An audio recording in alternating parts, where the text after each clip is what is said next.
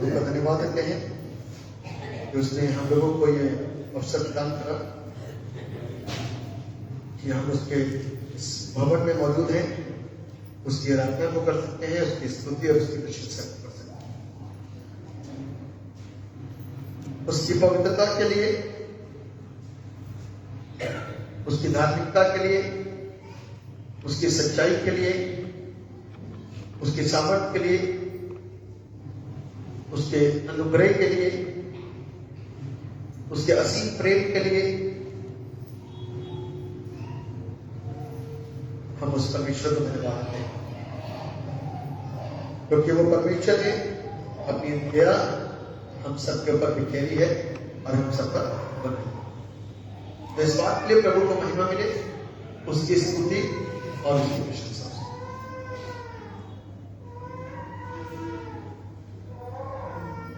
इससे पहले कि हम लोग उन विषयों की पुनरावृत्ति करें जो आरंभ में पढ़े गए थे,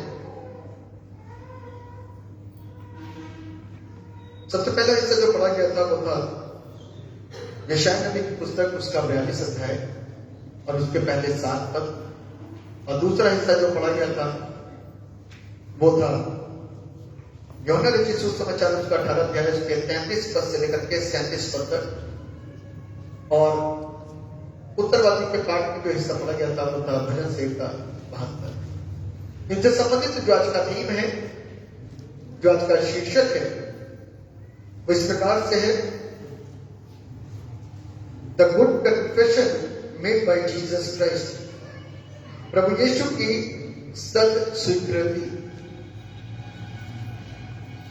the good confession made by Jesus Christ. प्रभु यीशु की सद स्वीकृति बड़ा इंपॉर्टेंट विषय है। आज लोग सवाल करते हैं, हम लोगों से प्रश्न पूछते हैं, यीशु कौन है?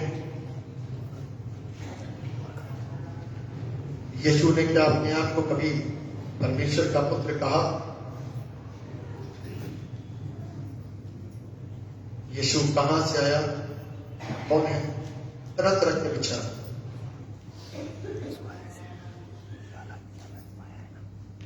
इन सभी विषयों पर और उसकी इस सेवकाई के ऊपर विशेष मंथन आज हम करेंगे, और हम सब इससे पहले कि कलाम के भेदों को सुने, जाने, सीखें, हम अपनी आंखों को बंद करें ताकि परमेश्वर को जान सकें। दुआ। परमेश्वर के द्वारा आपसे प्रार्थना करते हैं, हमें आपकी जरूरत और आपकी आवश्यकता है, जो हम आपकी बातों को पिता परमेश्वर चाहते हैं, जो हमारे अंदर है वो लोग जान सकें, और हम चाहते हैं पिता कि आपसे निकलने वाली सरलता, सरल शब्द, सरल भाषा, और हमारे दिमाग में वो सरलता के साथ में प्रवेश करे, ताकि हम समझ सकें परमेश्वर का पवित्र आत्मा जो हम सबको अपने नियंत्रण में ले ले, ताकि सहज बात को सहजता से समझने के लिए हमको परमेश्वर की अगुवाई प्राप्त हो सके। प्रभु आप मार्गदर्शन कीजिए, अपनी करुणा हम सबके पर, अपनी जिंदगियों को अपने हाथों में सुपुर्द करते हुए इस दुआ को उद्धार करने वाले एकमात्र जीवित और समर्पित प्रभु यीशु नासरी के नाम होकर के मांग लेते ऐसे सुनिए और कबूल। प्रभु का धन्यवाद देते हैं कि उसने यह अवसर दिया। लिखा है the good confession made by Jesus Christ, यानी कि प्रभु यीशु मसीह की सत्य स्वीकृति। कैसी वाली स्वीकृति वो आपके समक्ष में रखेंगे। निकालिए यूहन्ना रचित सुसमाचार उसका 18वां अध्याय और उसका 33 पद से। यूहन्ना रचित सुसमाचार उसका 18वां अध्याय और उसके 33 पद से। कोई जाए और तेज आवाज में पढ़े। पिलातुस जब यीशु मसीह को क्रूसिफाइड किया जा रहा था, यानी कि क्रूस की सजा दी जा रही,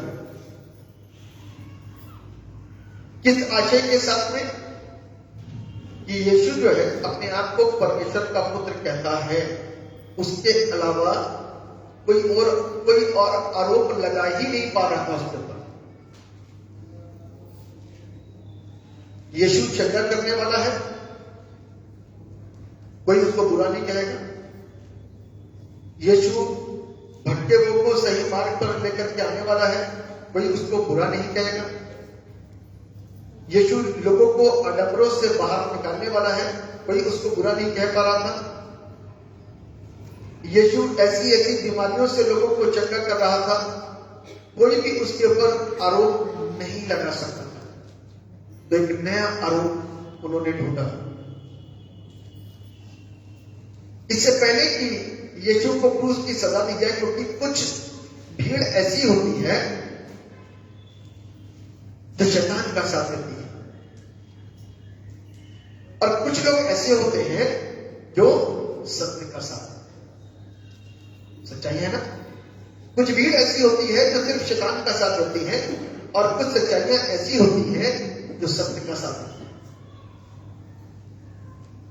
तो यीशु मसीह को कभी उधर कभी उधर, कभी उधर तो कभी उधर, कभी पिलातुस के पास तो कभी हेरोदेस के पास, तो कभी किसी के पास तो कभी किसी के पास लेकर के आए। 5 अदालतें की नहीं, 5 अदालतें, दोष कहीं पर भी नहीं मिला। अब पढ़ो बेटा।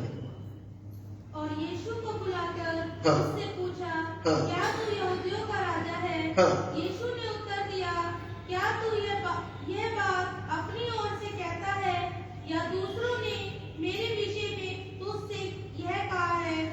बस इसको सही से पढ़ो, मैं पढ़ता हूं। तब पिलातुस फिर किले के भीतर गया और यीशु को बुलाकर उससे पूछा, क्या तू यहूदियों का राजा है? यीशु ने उत्तर दिया, क्या तू यह बात अपनी ओर से कहता है, या दूसरे ने मेरे विषय में तुझसे ही कहा है?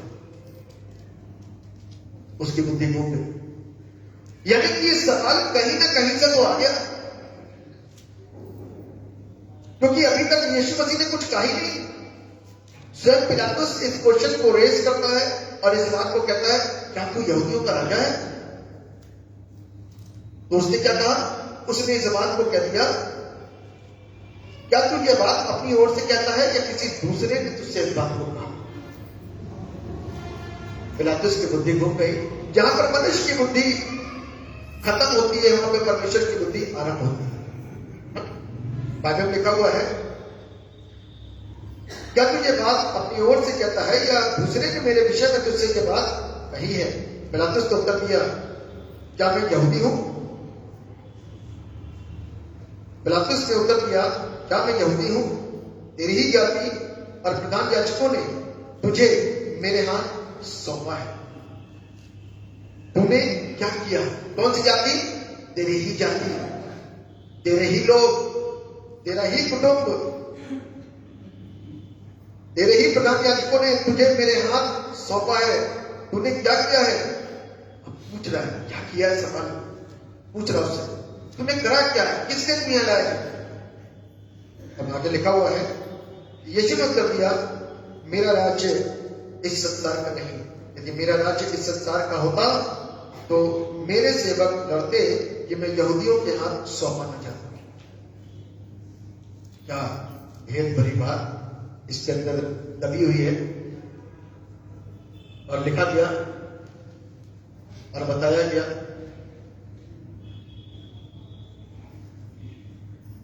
कि मेरा राज्य इस संसार का नहीं है। क्या तू यहूदियों का राजा है? प्रश्न ये किया था, भौतिक प्रश्न। कैसा प्रश्न है? भौतिक प्रश्न। आप सब लोग कितने सो रहे हो ना? एक बार सब जागो, सोने वाले जोर से बोलो हालेलुया, और जोर से बोलो, इतना जोर से बोलो कि आपकी नींद चली जाए।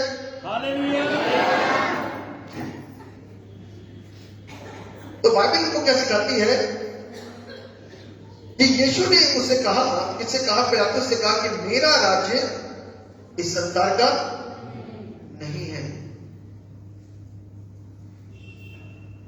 तो भैया तुम कौन हो? कहां की बातें करते हो? कहां से आए हो?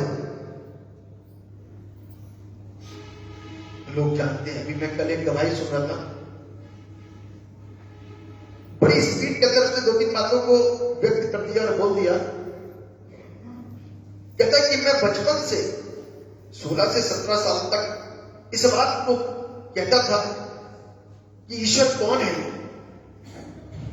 मैंने हमेशा इस बात को सुना, इस बात को जाना कि परमेश्वर पापियों से नफरत करता है, पापियों का संहार करता है। कहता हमेशा इस बात को मैंने सीखा कि परमेश्वर पापियों से नफरत करता है, पापियों का संहार करता है। लेकिन एक बात यीशु मसीह के विषय में जब मैंने जानकारी हासिल करी तो लिखा हुआ यीशु पापियों से प्यार करता है और वह संहार नहीं, उनको गले लगाता है। डिफरेंट। उसने इतनी देर के अंदर 17 साल के तजुर्बे को किनारे कर दिया और इस स्टेटमेंट के द्वारा गवाही देनी शुरू करी कि यीशु ही ईश्वर है, क्योंकि इस बात का प्रमाण है कि उसने पापियों से प्यार किया, मारा नहीं। पापियों के लिए जान दी, उनका साथ नहीं किया, शादी नहीं करी। और लोगों ने सबने शादी करके कहता शादी जो करते हैं वो तो हमारे समान हो गए। कहता जो शादियां करते हैं वो तो मनुष्य के समान है, ईश्वर शादी क्यों करेगा? वो प्रश्न कर रहा था इस बात। ईश्वर को विवाह करने की क्या जरूरत है? विवाह जाने की क्या जरूरत है? कहता मैं इस बात कोई कुछ भी कहता रहे, कितने भी तर्क देता रहे, कहता मैं नहीं मानूंगा। कहता नहीं मानूंगा। कई बार उसने रिपीट करा, मैं नहीं मानूंगा कि ईश्वर इस तरीके का हो सकता है। यदि ईश्वर और इंसान सेम हो गए तो फर्क क्या रहा? अद्भुत गवाही की उसकी। और आपको बताओ, आप YouTube, ये कलाम हमारे जीवन को बदलता है। ये प्रश्न पूछा क्या? पिलातुस से पूछा तो तू कौन है? क्या तू यहूदियों का राजा है? कहता तू कहता है या तुझे किसी लोगों ने, किसी दूसरे व्यक्ति ने बताया कि मेरे विषय में मैं यहूदियों का राजा हूं? कहता मैं तो तेरी जाति का नहीं हूं, तेरी जाति के लोग तुझे लेकर के आए हैं, तेरे ही याजक लोग तुझे पकड़ करके लेके आए, तेरे ही प्रधान लोग तुझे लेकर के आए। तो प्रभु कहता है, यूहन्ना रचित सुसमाचार उसके पहले अध्याय के 3-4 पद के अंदर लिखा हुआ है कि वो अपनों के बीच में आया, लेकिन उसके अपनों ने उसको स्वीकार नहीं किया, आज तक नहीं किया। तभी मैंने एक सवाल करा था, कितने लोग प्रभु को जानते हैं? प्रभु को जानने वाले, प्रभु को पहचानने वाले, प्रभु को समझने वाले ना तो कुड़कुड़ाते में दिखाई देंगे, ना बिलखते में दिखाई देंगे, हर बात में इस बात को कहते हुए दिखाई देंगे और उनके जीवन पर मुस्कुराहट, उनके जीवन पर आनंद बना रहेगा और इस बात को कहेंगे खुदा ने दिया, खुदा ने दिया, उसका नाम। अभी मैं परसों 18 तारीख में प्रेयर मीटिंग गया था, मेरे भांजे का जन्मदिन था और प्रभु ने उसको चंगा करा तो थैंक्सगिविंग प्रेयर भी रखी गई और उसका बर्थडे था। तो मैंने एक सवाल वहां पर लोगों से करा, छोटी छोटी बीमारियों में तो हम प्रभु से प्रार्थना करते हैं, प्रभु से बात करते हैं, लेकिन बड़ी बड़ी बीमारियों के अंदर कितने स्थिर पा जाते हैं? कैंसर में कितने लोग स्थिर रहेंगे?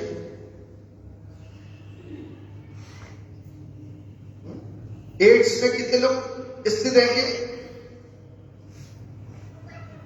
रोते रहेंगे और सोचते रहेंगे कि हमारा बंदा तो गया, अब जाने वाला है ना। कौन स्थिर रहेगा? सच सच बताइए, कोई स्थिर रह पाएगा? किसी के घर में कैंसर हो जाए तो बुखारों का दर्द नहीं निकल के जा रहा, तो कैंसर और एड्स और लाइलाज बीमारियां, किडनी सड़ गई, लीवर खराब हो गया, ये सारी चीजें खराब होने वाली हैं, ये सब खराब हो जाएंगी।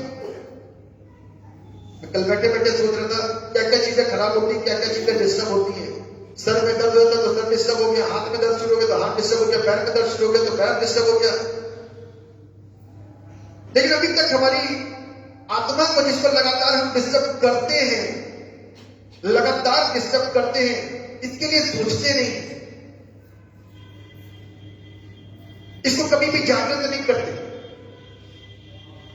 बात पाप करने में लगातार बने रहते हैं, तभी तो प्रभु को जानते थे। पौलुस ने कहा था कि प्रभु मेरे पीड़ा है, मेरे दर्द है, इसको दूर कर देते। प्रभु ने क्या कहा था मालूम है?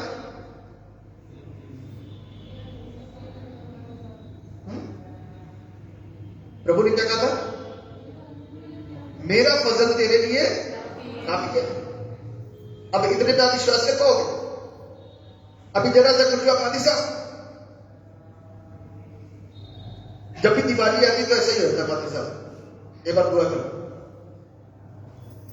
फादर जी ये दिक्कत होगी, आप कहां हो प्रार्थना करने वाले योद्धा? आपने 1 साल आकर के क्या सीखा? आपने 2 साल आकर के क्या सीखा?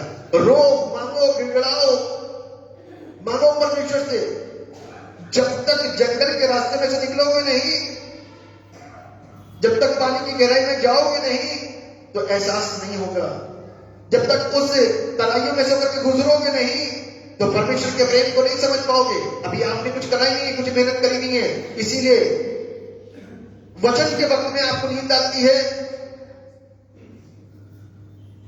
आराधना के वक्त में आपसे आराधना नहीं होती है। उसका कारण ये क्योंकि हम और आप आज भी संसारिक बने हुए। उस राजा क्या पूछता है और यीशु क्या कहता है? कहता मेरा राज्य इस संसार का नहीं। हम संसारिक हैं, इसलिए संसारिक राजा की कोशिश करते हैं।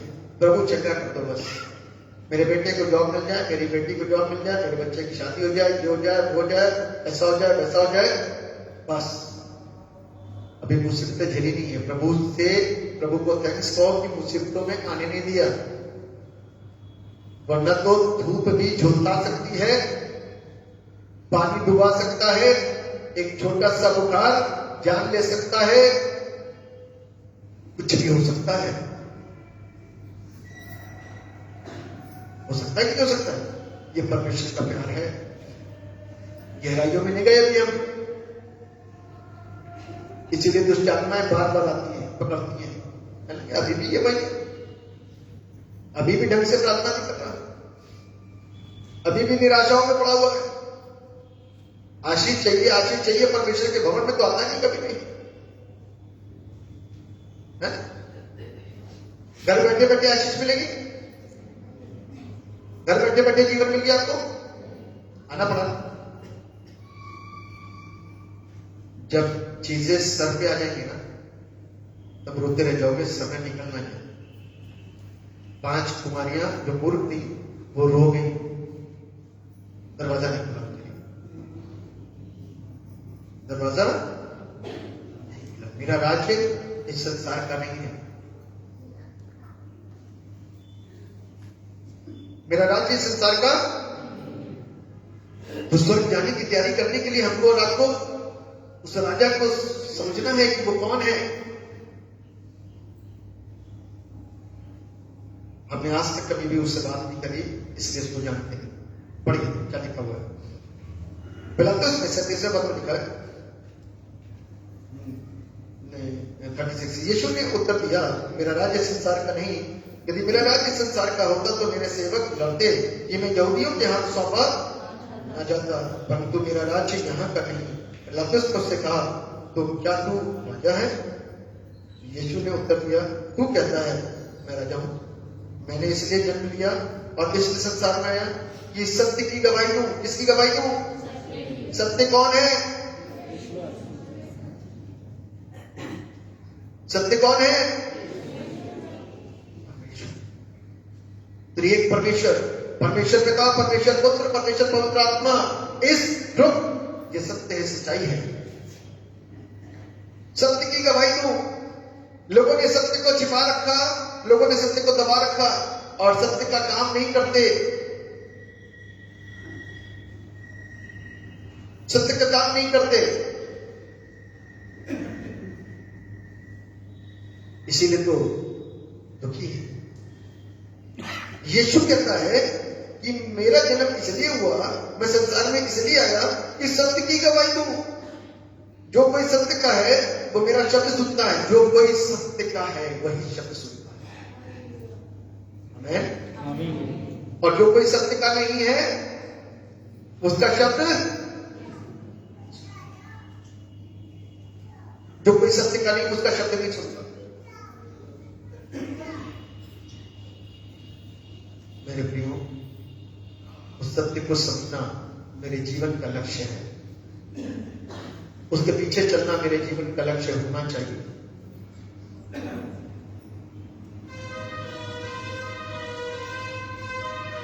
बहुत कंट्रोल करना पड़ता ना, बहुत कंट्रोल, बहुत सा। परमेश्वर के साथ चलने के लिए हमें अपने सर के बाद से लेकर के पांव के तलवे तक कंट्रोल करना। यहां से ब्रेन, आंखें, नाक, मुंह, कान, सब कुछ कंट्रोल करना पड़ता। इंद्रियों को वश में करना पड़ता है, वरना तो स्लिप हो जाएगी छोटी सी गाड़ी। और वहीं पर सारा किस्सा खत्म हो जाएगा। और आपने कितने भी पवित्र आत्मा में हाथ हिलाए हो, कितने भी हिले हो, खत्म। परमेश्वर को समझिए, मजाक।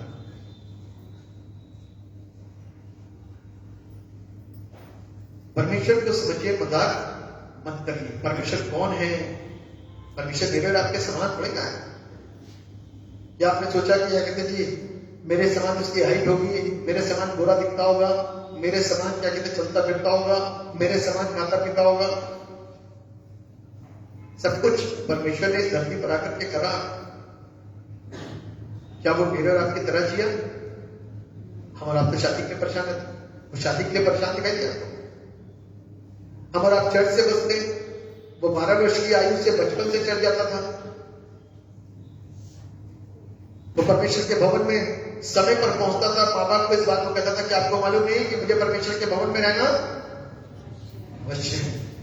तो माँ बाप को सिखाता था। और यहां माँ बाप कहते हैं बेटा घर में बैठे रहो। बहुत शैतानी करते हैं। सिखाओ, आप कैसे भी करके सिखाओ। तो यहां आने के बाद में सीखना शुरू करेंगे। हालेलुया। ये छोटे छोटे बच्चे देखो ना कितने अच्छे से बैठे हैं, कितने अच्छे। आते आते तो कंट्रोल में ना, आते आते कंट्रोल में। सिखाओगे नहीं, क्योंकि 5 उंगलियां एक जैसे कितनी, एक शरारती होता है, कम शरारती होता है, एक शरारत नहीं करता, एक फुल शरारत। तो आपको कंट्रोल करना है। स्कूल में कैसे कंट्रोल होते हैं बच्चे? टीचर से। घर में जब ज्यादा नुकसान करें तो किससे कंट्रोल होते हैं? माँ बाप से। जब चर्च में करेंगे तो कौन कंट्रोल करेगा? तो इसलिए हमको आपको समझना है। बाइबल कहती है कि मेरा राज्य इस संसार का नहीं है। एक बड़ा खूबसूरत सा 2-3 बातें हैं आपके साथ शेयर करूंगा। परमेश्वर को लोगों ने जब यरूशलेम के मंदिर में प्रवेश कर रहा था तो राजा के रूप में उसका स्वागत, याद है, यहूदियों के राजा के रूप में प्रभु यीशु का स्वागत किया गया। बेशक वो राजा था, अत्ताब तक रहेगा, लेकिन संसार का मुकुट लेकर के नहीं। संसार का मुकुट तो जो मुकुट राजा का होता है ना, जैसे राजा का मुकुट हम और आप देखते हैं, वो मुकुट को लेकर के नहीं आया। कौन आ रहा है? भीड़ की भीड़ कहां से आ रही है? ये चर्च के लोग नहीं है, ये बाहर के लोग हैं। भीड़ क्यों आ रही है? एक छोटी सी आदमी से इंसान के पीछे दौड़ रहा, जबकि ये इंसान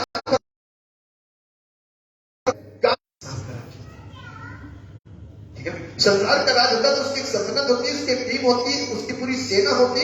और जब यीशु को पकड़ने के लिए लोग आ रहे थे तो उस समय वो सेना क्या करती? यीशु मसीह को बचा लेती। झगड़े हो जाते, लड़ाइयां हो जाती, कान में हिलता होगा और बंदा क्यों पकड़े होगा, बुरा हाल हो रहा होगा ना। यीशु ने कान उठाया और कान लगा दिया।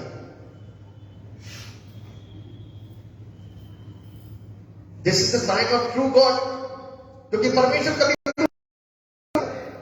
काम की जगह काम ही लगे। यीशु मसीह की पैदाइश पवित्र आत्मा की सामर्थ्य के द्वारा हुई। एक ऐसी सामर्थ्य जिसने पृथ्वी पर अपने आप को प्रकट किया। अंधे देख रहे हैं, लंगड़े चल रहे हैं, भूखे बोल रहे हैं, कोढ़ी हो रहे हैं। उसको स्वर्गदूत लेके आ रहे, जो इंसान नहीं देख पा रहे थे, परमेश्वर की आज्ञा से उसको खींच मिला, पट्टी उतारी गई, इससे वो लपेटा गया और लाजर क्या हो गया? जिंदा हो गया। हालेलुया। सबसे बड़ा मिरेकल हुआ कि नहीं हुआ? लोग चकित हुआ कि नहीं होंगे? मुंह में हाथ रखा होगा कि नहीं रखा होगा? सब ऐसे पकड़ लिया होगा कि नहीं पकड़ लिया होगा? चकित रह गए होंगे कि नहीं रह गए होंगे कि नहीं रह गए होंगे? देखने लगे होंगे, बात होती वहां पर। इसमें कोई लड़ाई नहीं लड़ाई। जीवित परमेश्वर है, सच्चा परमेश्वर है, जिंदा परमेश्वर है। ये परमेश्वर ही धरती पर आया, कोई और नहीं आया।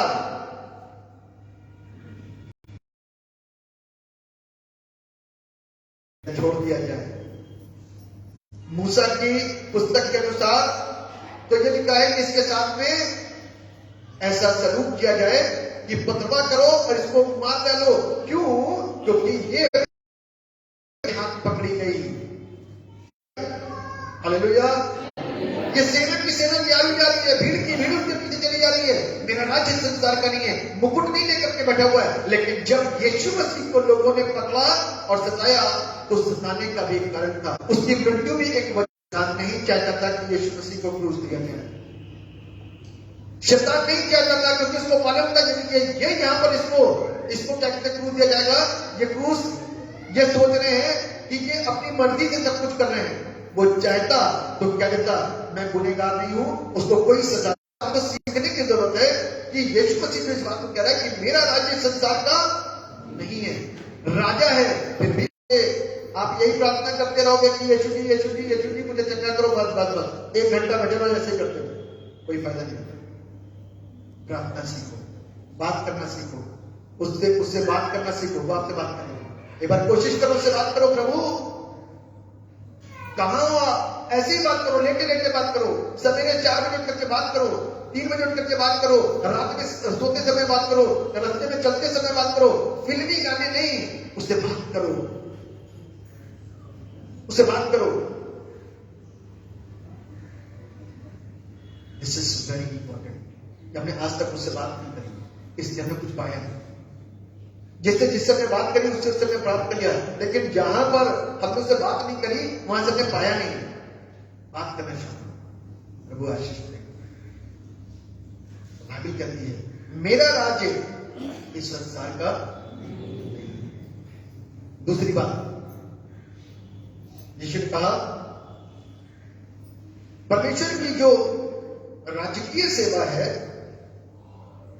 वो शक्ति पर नहीं, अधिकार पर निर्भर है। पृथ्वी के राजा किस बात का बल लेते हैं? शक्ति। शक्ति प्रदर्शन होता ही नहीं होता, ये संसार के राजा की शक्ति। लेकिन परमेश्वर की शक्ति क्या है? अथॉरिटी, अधिकार। मुर्दा उठ करके खड़ा हो जाए, मुर्दा उठ करके चला, अधिकार। अधिकार ना, कैसे? अधिकार के साथ।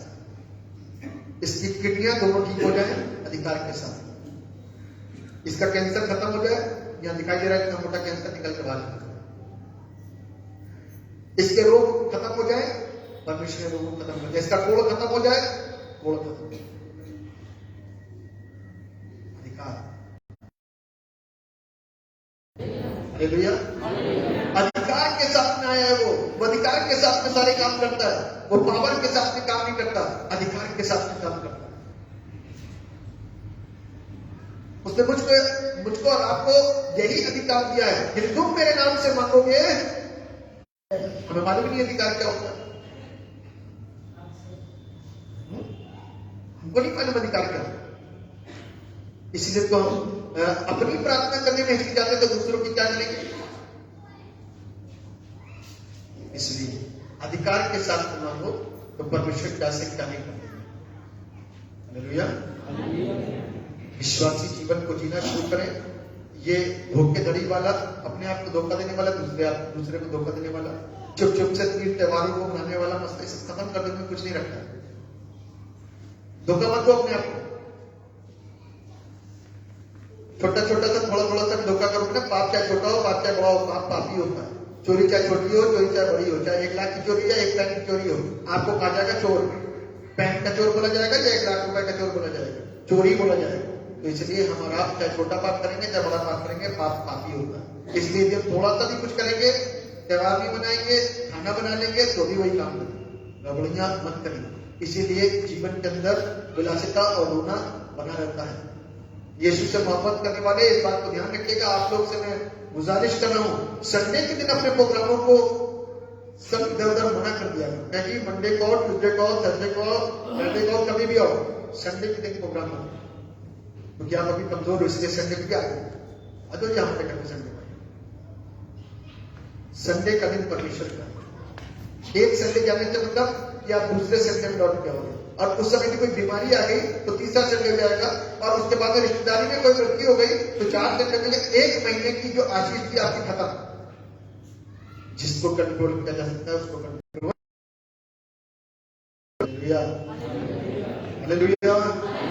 तीसरी और अंतिम बात, परमेश्वर की राजकीय सेवा सत्य पर आधारित, काय पर? झूठ पर, काय पर आधारित है?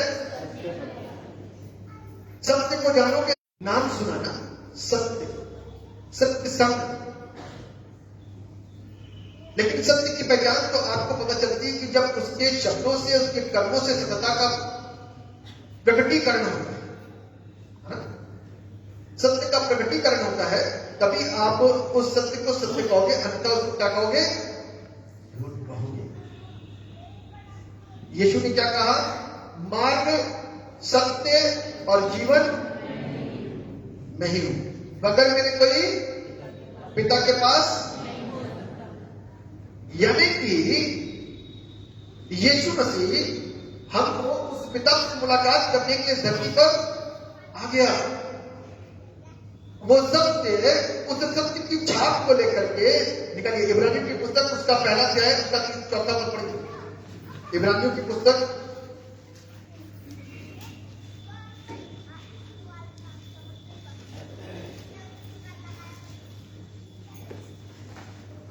इब्रानियों 1 तीसरा पद पढ़िए।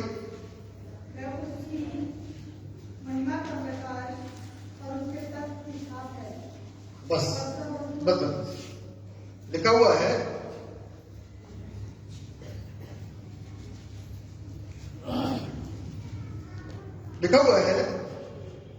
इन अंतिम दिनों में हमसे पुत्र के द्वारा बातें की, जिससे उसने सारी वस्तुओं का वारिस ठहराया। किसको? यीशु मसीह को। किसके द्वारा बातें करी? पुत्र के द्वारा। आज तारीख में बातें हम किसके द्वारा करते हैं? यीशु मसीह को जानते हैं ना। हर बात में किसका नाम लेते हैं? यीशु। अंतिम दिनों में उसने हमसे पुत्र के द्वारा बातें की, और जिसे उसने सारी वस्तुओं का वारिस ठहराया, और उसी के द्वारा सारी सृष्टि की रचना भी उसी के द्वारा सारी चीजों की सृष्टि की गई। किसके द्वारा? जिसको नीचे उतारा गया। नीचे कौन आया? उसके तत्व की छाप। किसके तत्व की छाप? परमेश्वर के तत्व की छाप। कहां पर आई? यीशु के द्वारा इस धरती पर आ गई। जो इंप्रेशन उसका है वही इंप्रेशन इसका है। जो वो उसकी सुनता है वो नीचे आके कहता है, अब वो वो सत्य के विषय में बताता है, हम सत्य को सुनते हैं। यदि वो सत्य को ना बताए तो हम सत्य को सुन नहीं पाएंगे। सुन पाएंगे? नहीं सुन पाएंगे। यीशु ने आकर के हम लोगों को सत्य के विषय में क्या करा? अवगत कराया। आज की तारीख में एक छोटा सा उदाहरण मैं कह दूं कि ये जी ईश्वर है, मैं कह दूं ये ईश्वर है, तो ऐसी जगह पे घूम के आओगे तो आप लोग कहोगे कि हाँ जी ईश्वर है। आपने कह दिया तो ईश्वर ही। दूसरा कहेगा भैया ये ईश्वर कैसे है? कहां से ये ईश्वर हो गया? ये तो प्लास्टिक का मनुष्य के हाथ की बनाई हुई कारीगरी है, ये ईश्वर कहां से हो गया? जहां पर लॉजिक पत्थर के काम करने लग जाता है, तब फिर हम उसने पूछना शुरू कर दिया कि भैया हमारा अंधकार में है। सत्य ने हमको सारी चीजें खोल खोल करके बतानी शुरू कर दी। सत्य ने क्या कर दिया? हमको बताना शुरू कर दिया। सत्य ने हमको सिखाना शुरू कर दिया। सत्य ने हमको चलना शुरू कर दिया, चलाना शुरू कर दिया। ये सत्य है जो हमको सही दिशा की ओर लेकर के जाता है, गलत मार्गों से हमको आपको रोकता है। अंधकार में चलने से आप और हम पाप कर जाते हैं। ज्योति में चलने से हम और आप चौकस हो जाते हैं और हम और आप सत्य का पूरी रीति से ज्ञान रखते हुए सत्य का ही अनुसरण कर पाते हैं। अंधकार में जितने लोग चलते हैं ना, आप सोच रहे हो कि अगर जी आप बड़ी रोशनी में चल रहे हो, लेकिन वो रोशनी नहीं, अंधकार है। रोशनी नहीं, क्या है? अंधकार है। उस अंधकार के बीच पर आपको क्या होना है? बाहर आना है। उस अंधकार से हमको कौन बाहर निकाल के लेकर के आया? यीशु। अस्तो मां सत्यगमय, असत्य से सत्य की ओर। उसने कहा कि मैं मनुष्य के हाथ के बनाए हुए मंदिरों में नहीं रहता। कहां रहता हूं? कोसों दूर जाने की जरूरत नहीं है, मीलों की यात्रा करने की जरूरत नहीं है, नंगे पैर चलने की जरूरत नहीं है, शरीर को घात करने की जरूरत नहीं है। मुझसे बैठे बैठे मांगो, सत्य मिलेगा। ये सत्य है, ये सत्य है, सत्य, यही सत्य है। अभी तक हम असत्य में जीवन जी रहे थे, लेकिन अब जब ये सत्य हमारे सामने प्रकट हो गया तो हमारी बुद्धि घूम गई, खुल गई कि भैया अभी तक हम क्या कर रहे थे? अंधकार में जीवन जी रहे थे। हाँ, ये बात तो सत्य है। अभी तक बुद्धि बंद थी या किसी के चढ़ाए चल रहे थे, लेकिन एकदम से बुद्धि खुली और तर्क करना शुरू कर दिया।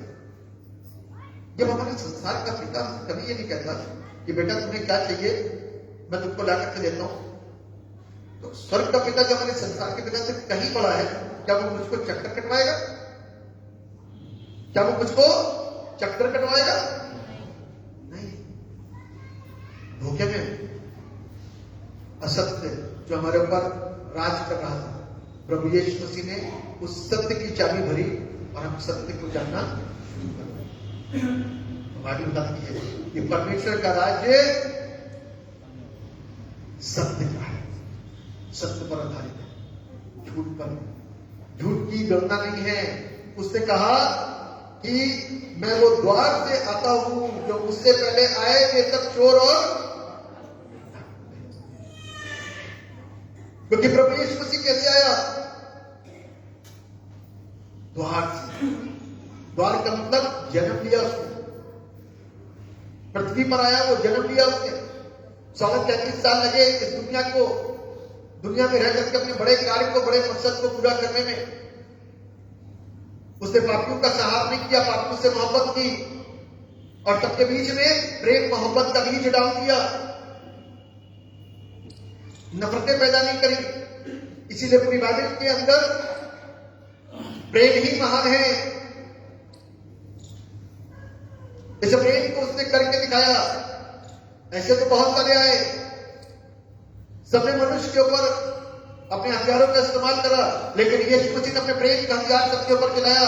चाहे वो वेश्या थी, उनको भी बचाया, चाहे वो कंगाल थे, उनको भी बचाया, चाहे वो समाज के दबे कुचले थे, उनको भी बचाया, चाहे वो तिरस्कृत थे, उनको भी बचाया, जिनका कोई इज्जत और सम्मान नहीं था, उनको भी बचाया, बीमारों को भी बचाया, जरूरतमंदों को भी बचाया, दुखियारों की भी मदद करी और हर एक लोगों का साथ दिया और सबके साथ में रहा। और अंत में सिद्ध बलिदान देकर के, परफेक्ट सैक्रिफाइस देने के बाद में उसने अपने प्राणों को दे दिया और ये नहीं बोला जो वही उस पर विश्वास करेगा वो नाश, परंतु आज भी यीशु मसीह ने जो बलिदान दिया है ना, वो बेफायदा नहीं है। आओ और इस वचन को पढ़ लो। यदि सच्ची मनता के साथ आए हो तो इस वचन को पढ़ना शुरू करो। जीवन ना बदल जाए तो आप कहना। अब लगता है कोई चीज तो प्रभु के अच्छे दासों से मिलो और बैठो और उनसे बातचीत करो, तो परमेश्वर आपका कलाम आपकी बुद्धि को सत्यता की ओर लेके चलेगा। लेकिन सच्ची मनसा के साथ में, झूठे षड्यंत्रों के साथ में नहीं, क्योंकि परमेश्वर झूठों को जानता है और झूठों का तख्ता पलट कर देगा, आपको पता भी नहीं चलेगा। इसलिए सत्य के साथ करो, सत्य हमको और आपको आजाद। परमेश्वर इस वचन के द्वारा हम सबको आशीष और बरकतें दान करें। हमें दुआ करें। जीवित और समृद्धि पिता परमेश्वर, हम आपको धन्यवाद देते हैं तमाम आशीषों के लिए, बरकतों के लिए जो आपने आपके नाम की हम पर अपनी करुणा और हम पर अपनी दया करें, बड़ी बरकत दीजिए और हमारी तमाम जरूरतों और आवश्यकताओं को पूरा करें। वचन की शिक्षा प्रभु हमारी जिंदगियों के अंदर राज्य कर सके। जैसे आज बगैर आज के यीशु हमारे दिलों में राज कर रहा है, वैसे ही हम भी एक अच्छे चरित्र को, एक अच्छे कैरेक्टर को लेकर के लोगों की जिंदगियों के अंदर राज कर सके, उनके अंदर सही, सत्य और पवित्र और शुद्ध और अच्छे चरित्र को प्रस्तुत करके उनकी जिंदगियों को भी नेकी की राहों की ओर आगे बढ़ा सके। आप दया करेंगे तो ऐसी ही बरकतें हमारी जिंदगी में सदा स्थिर रहने पाएंगी और हम सत्य का अनुसरण करते हुए जब वो दिन आएगा कि हमारी आत्मा हमारे शरीर को छोड़ करके निकल के जाएगी तो उधर पर भटकेंगे नहीं, हम बनाने वाले के पास पहुंच जाएंगे। प्रभु आपका धन्यवाद हो कि आपने इस वचन के द्वारा हम सबको शिक्षित किया। सारा कर महिमा गौरव आपको देते हुए सुबह को उद्धार करने वाले एकमात्र जीवित और समर्थी प्रभु यीशु नासरी के नाम होकर के मांग लेते दया से सुनिए और कबूल कीजिए। आमीन।